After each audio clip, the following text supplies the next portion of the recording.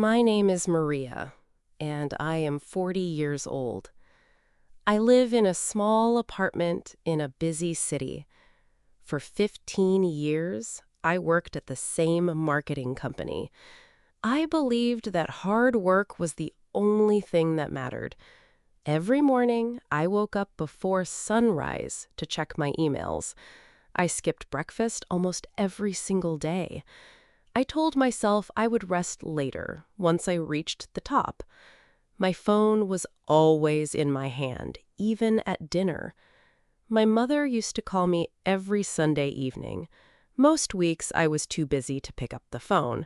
I would send a short text instead, saying I was sorry. I promised myself I would call her back tomorrow. Tomorrow became next week, and next week became next month. My daughter, Sophia, was 7 years old that year. She would draw pictures and leave them on my desk. I would glance at them quickly, then return to my laptop. One evening, she asked me to watch her dance in the living room. I told her to wait 5 minutes while I finished an email. Those 5 minutes turned into almost an hour. When I looked up, she was already asleep on the couch. I carried her to bed and stood there for a long moment. Something about her small, quiet face made my chest feel heavy.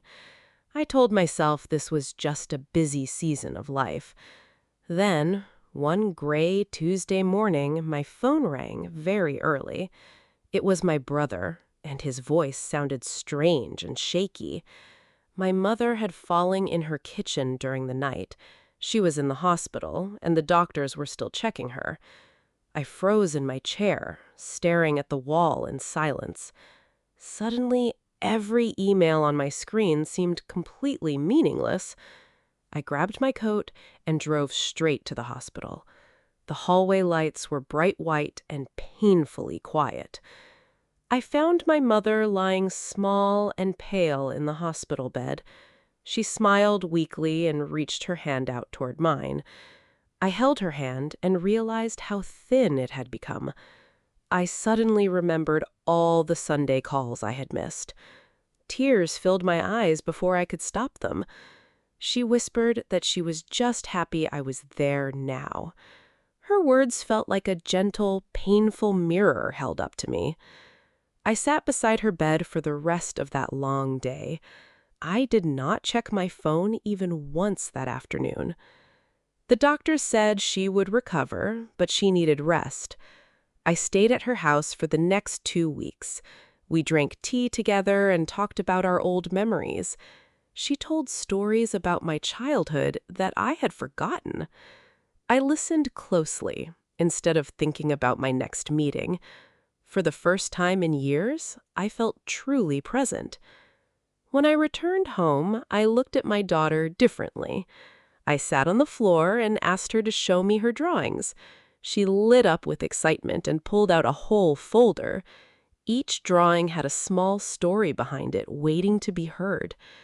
That night, I turned off my phone before dinner began. We ate slowly, and I asked her questions about her day. She laughed more than I had heard her laugh in months.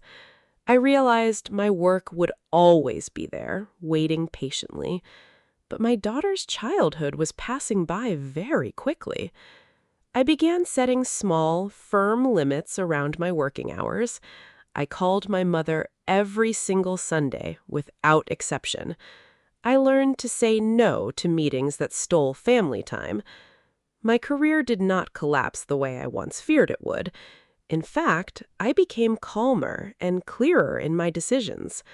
My relationships grew warmer, deeper, and far more honest. I finally understood that presence is a quiet form of love. Success means nothing if the people beside you feel invisible. Now, I try to be fully where my feet are standing. That single lesson changed the shape of my entire life.